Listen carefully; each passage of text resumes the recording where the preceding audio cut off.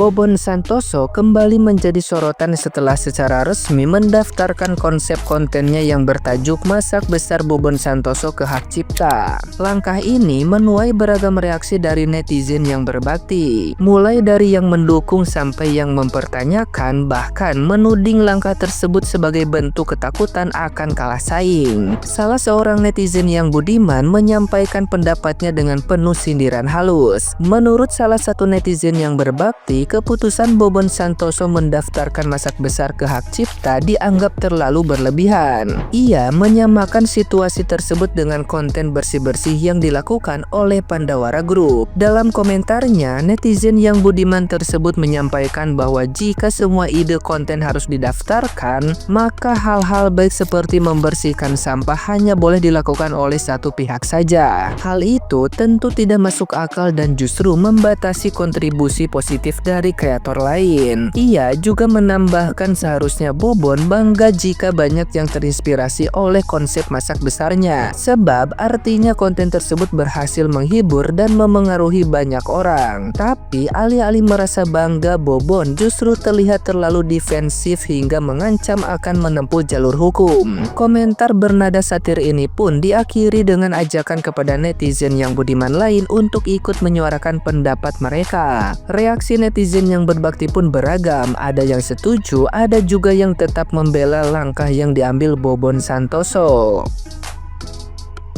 Nah, gimana nih menurut netizen yang terhormat? Silahkan berkomentar ya. Menurut aku Bobon Santoso ini udah blunder parah boy, karena dia mendaftarkan hak cipta masa konten besar Bobon Santoso, ya kan? Kalau seandainya ada konten kreator yang berbuat baik, ibarat katanya misalkannya membersihkan sampah kayak Pandawara, dia mendaftarkan hak cipta kontennya. Jadi cuman Pandawara aja gitu yang bersih-bersihkan tempatnya. Kan enggak juga boy. Harusnya Abang Bobon itu bangga, kontennya diikutin orang, membahagiakan banyak orang. Kan gitu. Kenapa malah jadinya kayak gini? Takut kalah saing atau kayak mana ya kan? Aduh, jangan udahlah. Cak, kalian tulis dulu di komen apa pendapat kalian ya kan, tanggapan kalian. Oke, salam dari planet sebelah.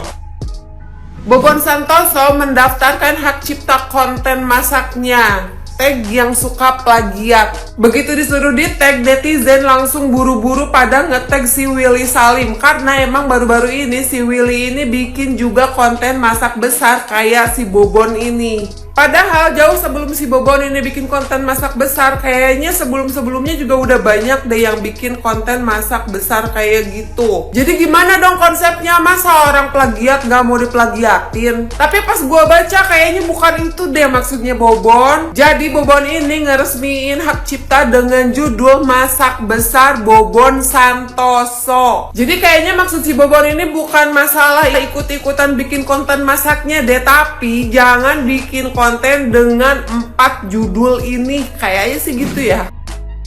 Guys, Bobon Santoso menghak ciptakan acara masak besarnya. Padahal setahu gua nih, jauh sebelum Bobon Santoso ini ada acara-acara masak-masak ini dulu di salah satu stasiun TV nasional ya. Kalau menurut gua ini adalah bentuk egoisan yang dilakukan oleh Bobon Santoso. Apakah dia merasa tersaingi dengan banyaknya konten kreator sekarang yang melakukan acara yang sama? Harusnya kalau misalkan acara-acara yang seperti ini, Bobon Santoso bangga dong kalau misalkan ada konten kreator lain yang mengikutin, berarti acaranya itu sukses sampai orang-orang itu ngikutin dia gitu loh. Tujuannya pun sama, yaitu membantu masyarakat gitu loh, memberikan makan gitu loh. Kenapa harus dihak ciptakan sih gitu? Contohnya adalah acara Willy Salim yang juga acara yang sama, yaitu masak-masak besar gitu loh. Nah kan tujuannya baik, itu memberikan makan masyarakat, membantu masyarakat gitu loh. Kenapa harus dilarang? Bukan dilarang, kenapa harus menghak ciptakan? Berarti kalau nanti udah dihak ciptakan berarti orang lain tidak boleh ngikutin gitu. Kalau menurut gue, kalau misalkan hal yang baik, ngapain sih harus dihak ciptakan gitu loh? Biarin aja orang-orang yang mampu bisa membantu masyarakat dengan itu, ya silakan aja gitu loh. Ya mungkin aja ya karena mulai persaingan gitu ya, tapi kalau menurut gue rezeki itu udah ada yang atur sih. Bobon Santoso mengajukan hak cipta konten masak besarnya. Siapapun yang berusaha untuk memplagiat kontennya akan dipidanakan. Lalu pertanyaannya, Siapakah yang ditarget oleh Bobon Santoso? Sudah pasti the one and only Willy Salim. Yang mana kita tahu Willy Salim udah 4 kali masak besar, pertamanya doang yang gagal, selebihnya lancar. Dan itu dalam waktu berdekatan loh. Gua nggak ngerti nih maksud dan tujuannya Bobon itu apa. Entah karena merasa tersaingi kah atau apa, kan kita nggak tahu nih. Tapi yang jelas apa yang dilakuin sama dia itu kurang wise aja sih menurut gua. Sekarang coba kita pikir, bagaimana jika pencipta podcast pertama kali mengajukan hak cipta kontennya? Gak usah jauh-jauh.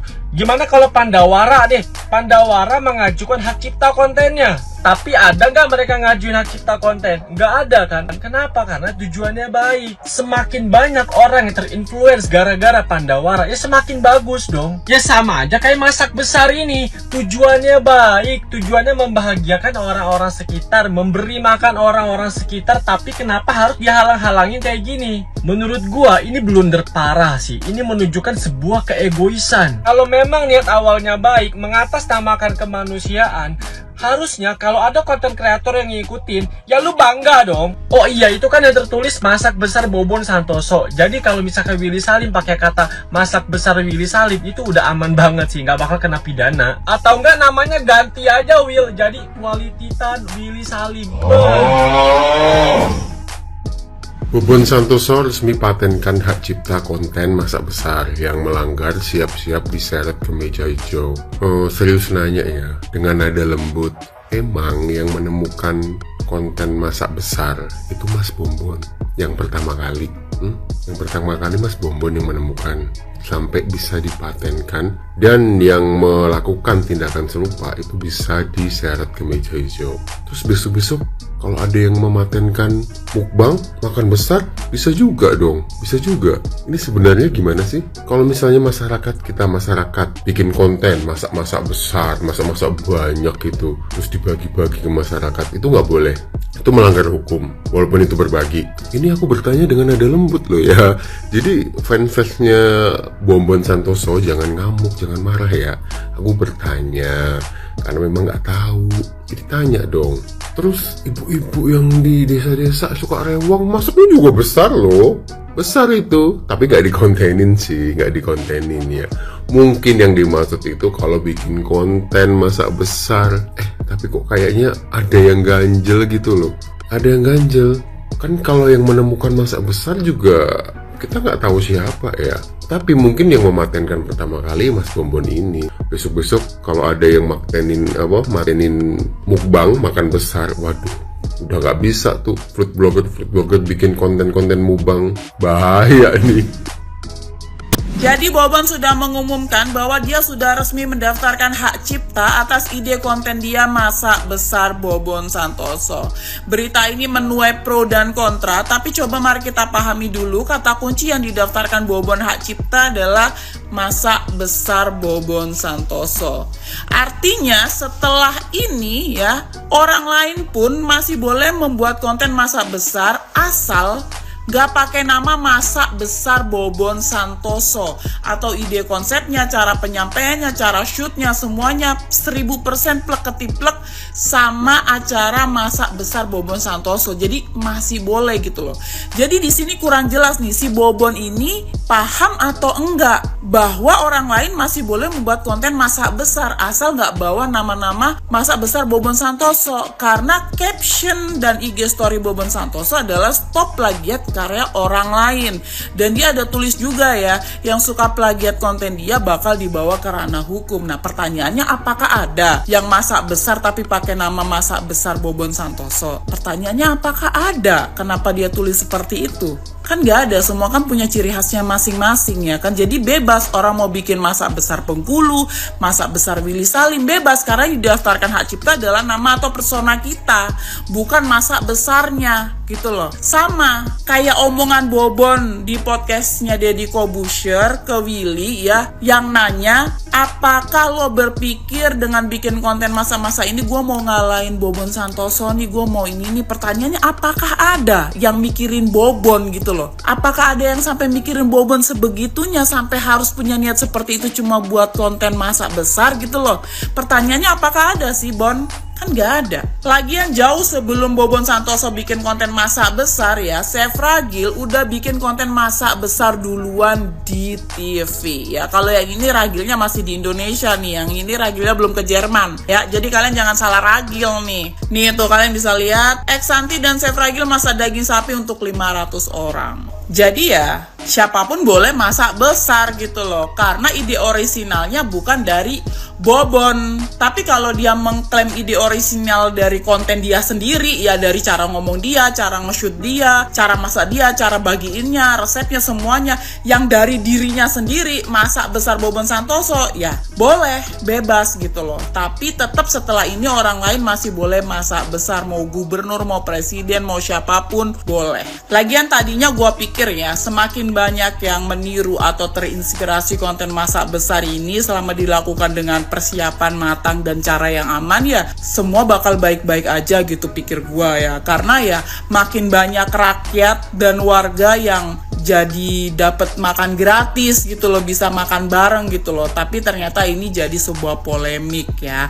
Ternyata ada yang meniru masak-masak besar, ternyata jadi sebuah masalah rupanya. Gimana pendapatan kalian guys? Maksud gue gimana pendapat kalian? Ngapain gue nanyain pendapatan kalian? Mau pendapatan kalian sehari 100.000, 500.000? Bodoh amat gue aja hari-hari gak ada pendapatan nih, pengangguran gue.